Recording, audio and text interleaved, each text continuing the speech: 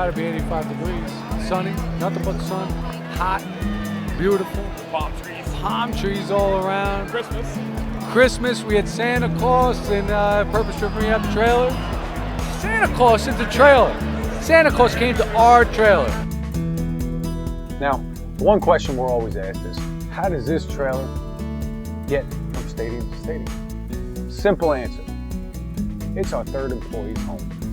I'm the guy that drives the trailer.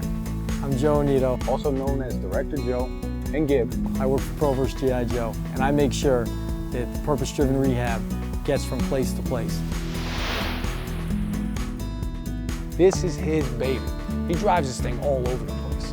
I've gone from Arizona to New Orleans to Ohio to Virginia to Pennsylvania to D.C. to Jacksonville, Green Bay. I've seen a lot of this country. I've met a lot of great people. I live on the road. I sleep in the trailer. I brush my teeth in the trailer. Like the entire trailer is packed full of stuff, so I gotta find a spot. If the couch is full of stuff, I sleep on top of some of the cases. Sometimes I sleep on top of the trailer on a nice night. Feel bad that he has to travel alone. I wish that they could have somebody else help driving. He drives like a grandma down the road. 55, never over 55. 10 and 2 on the wheel. And I wear kid gloves when I drive. I have two hands on the wheel at all times. Wears glasses. He wears Pro versus G.I. Joe sweaters in 90-degree weather. He's a very good guy. I'd say he's a good friend too. I need to park this thing, get an oil change, clean this out, make it presentable, and then do the same thing with the trailer. No matter what you do, you gotta have a clean environment. He takes care of it. That is his home for a few months.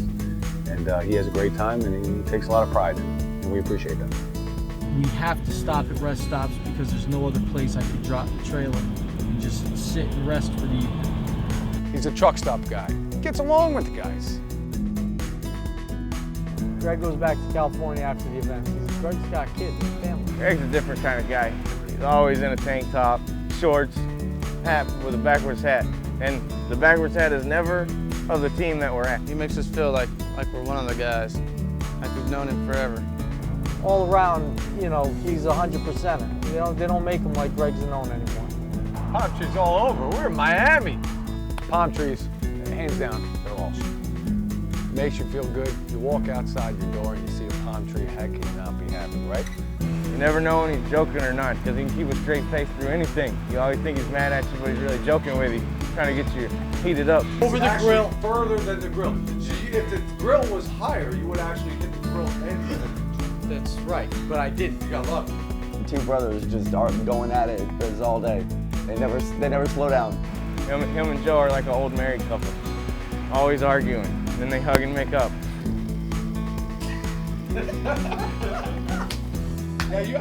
I'm gonna give you two examples. Joe got these fancy thoughts. Joe's a fancy thinker. Fancy thought of the day, you guys ready? There's no safe place to put the trailer. You may think that there are places that are safe. There's not. If you really think about them, they make absolutely no sense. The man with no hair is bald. Director Joe is our tailgates. He gets the crowd together. He does everything. Come on and do a little for those who do a lot. We make the party live. We make the party hot.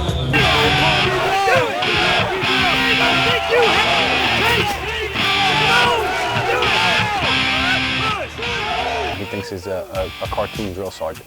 And that's who he portrays when he does these push-up contests. Guys, do not stop. Keep going. Guys, you gotta be Army strong. You gotta be Marine tough. You gotta be Navy solid. Come on, Beverly, Air Force ready. So this was our final grand giveaway. For the Call of Duty endowments, they're giving away another $100,000.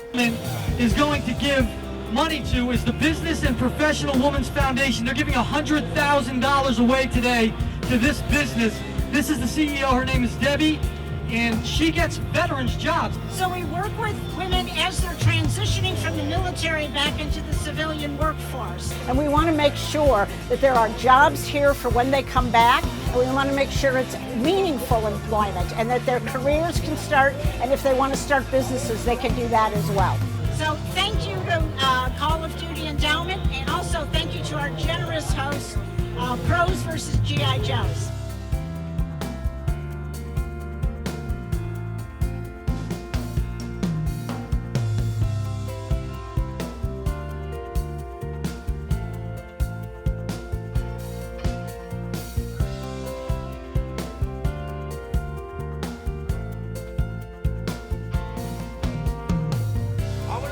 Guys, man. Very rarely content with anything. There's always something that you can do better. It can't be shaped by me, can't be shaped by Addie, it can't be shaped by Joe. These programs are designed for our Wounded Warriors and troops, and they need to be shaped by these Wounded Warriors and troops. I asked him if I could bring a buddy of mine that had potential, pretty much could have been the one that saved my life. We were under fire, we got hit by IED. I was running down the road on fire, and he was there. So I called Justin Poole and I said, hey, how is he wounded? He got pissed. The question obviously bothered him. He said, well, maybe he wasn't wounded like I was, but he was there with me. He was holding fire while I was on fire. Doesn't that deserve to be part of the Purpose Driven Rehab program? So I sat back and thought, yeah, it does. And this is something that we're going to move forward with. This is a great element. I got the idea after I went and visited him. He was down there. He didn't have none of his Army buddies, and I thought, these guys have injuries too. You get to hang out with somebody that you know, and they knows what you've been through. They know everything you need to know about them. My hardest time was watching him have to go down the street, and I couldn't do anything but sit in my vehicle. And these guys are just the unseen guys that don't get any recognition. They don't get praised. They don't get rewarded. They just do their job, and they take care of their brothers. And he was doing his job, and I have to think that he's probably one of the reasons why I'm still here. I really do believe that one event could cause other people issues, because I'm a prime example of it.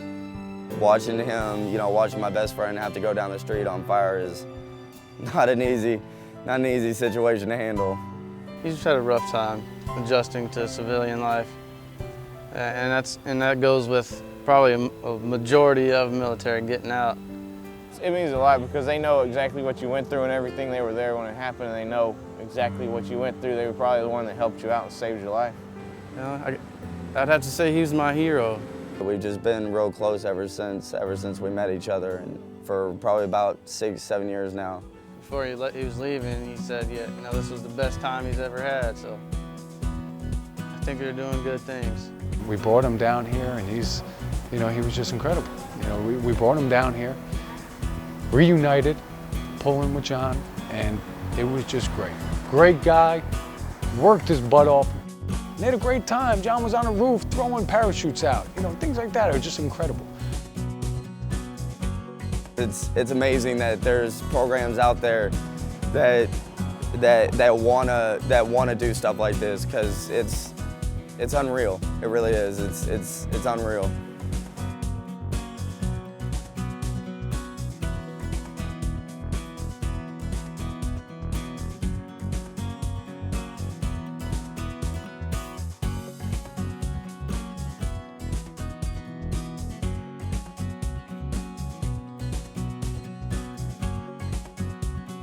I can't thank the Call of Duty Endowment enough. Can't thank the USO enough for allowing us to have a final Purpose Driven Rehab NFL regular season tour. It's been an incredible season, and we are ready for more. That's it. Cut. I'm done.